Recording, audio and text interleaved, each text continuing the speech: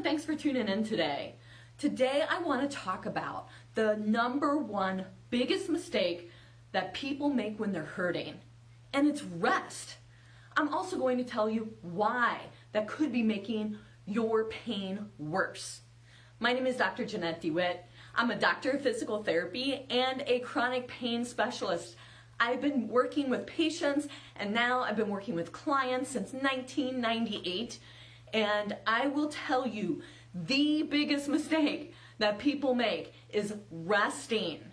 Now, I do want to preface that resting can be necessary, but it's usually within the first 72 hours following an injury. If somebody gets hurt, they should rest, ice, use compression, and elevation in the first 72 hours. So there is a time to rest, and I don't want to minimize that or negate that. But when I'm working with people with chronic pain, what I'm hearing is that people are resting for weeks and for months and sometimes years because they were told, oh, just rest and it'll get better. The problem is, if you rest for more than 5 to 10 days and it's not better, it's probably not going to work if you continue to rest. And here's why. Let's just use a very, very common ache and pain that people have. In fact, 80% of Americans will experience back pain at some point in their life. Let's just look at back pain. If we have somebody, I've got my whiteboard here, and I'm not an artist, so just bear with me here. Let's just say somebody is sitting in a chair. Let me use a wider marker. I'm seeing that that's not really visible. Let's say somebody is sitting in a chair, okay? And what is happening when they sit in a chair? These are their feet, these are their arms, they're at the computer, and so forth. What is happening? The front of their hip is at a 90-degree angle. That's good. This is a good recommended posture to have your hips at 90 degrees, your knees at 90 degrees. Okay? So right angles at the hips and the knees. That's what we typically recommend because that's a good posture. Now, if somebody is sitting like that though for 80% of their workday, take away lunch, take away a snack break, a bathroom break, something like that. What is happening is this part of the body, the front hip part, is getting shortened. This part of the knee, the back part of the knee, is getting shortened.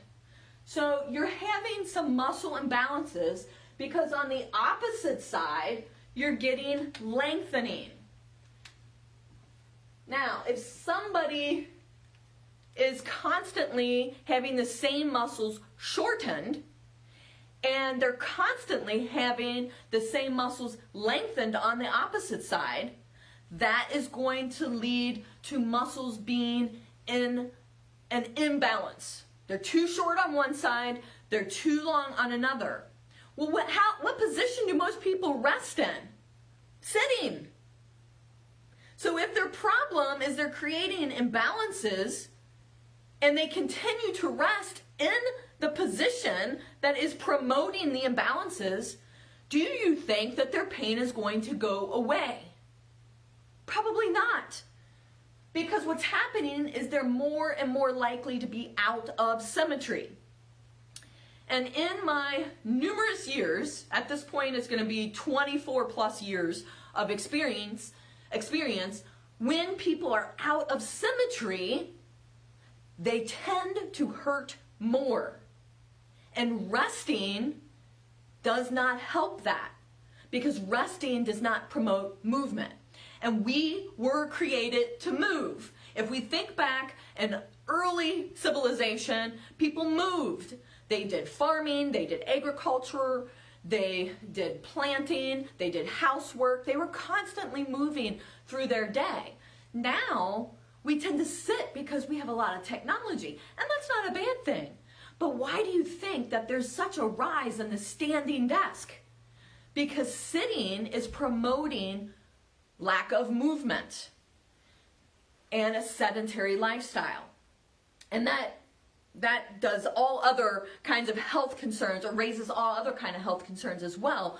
But when we're talking about when we hurt, resting is not always the best thing to do, because we're already resting for a lot of our day, especially if we're in sedentary positions.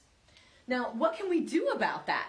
We can move. We can move in ways that are going to promote pain-relieving movements. And studies actually show that when we move, we release through our brain natural painkillers. Exercise, whether it's moderate intensity, high intensity, or just taking a walk for 20 minutes, helps to release the natural chemicals in our brain, or our natural painkillers, from endorphins and enkephalins. And by the way, that also helps with mental health. People who take a walk, especially if they walk outside, can reduce some of the symptoms of depression. Movement is medicine. Movement helps to improve circulation, and movement helps to counteract some of these muscle imbalances and these asymmetries. Now, if you really want to learn how asymmetrical your body is, you can actually go to my website. I have a free chronic pain assessment, and it's going to walk you through several movements where you can score yourself. You can see if you raise one arm and then the other, does it feel the same? Or is it a low issue, moderate issue, or high issue? So I take people through that, and you can actually score how many asymmetries you might have. Recently, on another video I did, there was a gentleman who had 19 asymmetries. And guess what? His pain was 70 out of 100. When we restored him closer to symmetry, his pain was a 10. So I just give you some ideas because we moved him. Some of it was me moving him, some of it was him moving him. And that is what corrected this. So I do a lot of corrective exercise virtually with clients or in my office. And what happens is, if you're short, if the muscles on the front hips, if we take this model, are short, and the muscles on the back of the hips are lengthened, we need to do the opposite. That means we need to lengthen the front hips with stretching, and we need to shorten the back muscles of the hip with strengthening. And that's how we design programs that are right for people, so that they're doing pain relieving movements and correcting muscle imbalances and correcting asymmetries within the body. So if you are experiencing a lot of pain and it's not going away, if you are experiencing pain that you've tried to rest and it's not getting better, then I would recommend doing the right type of movement. Go ahead, go to my website. It's www.wellness-track.com. Right there on my homepage is that movement assessment, or the chronic pain movement assessment. And go through that and see how many asymmetries you have. And then if you want to reach out and find out what those scores actually mean, I'm happy to have a conversation with you. Thanks a lot. I hope this explains why rest is not the best when it comes to working with pain. And I hope it explains why rest is not the best, because if you have a lot of asymmetries, you are just promoting those asymmetries instead of fixing them. That's where my programs actually come into play, because I have movement is medicine programs that help you move and teach you how to move so you can fix yourself. If you have questions about that, go ahead and private message me, comment in the feed below. I'm happy to get back with you. Thanks a lot for tuning in, and have a great day.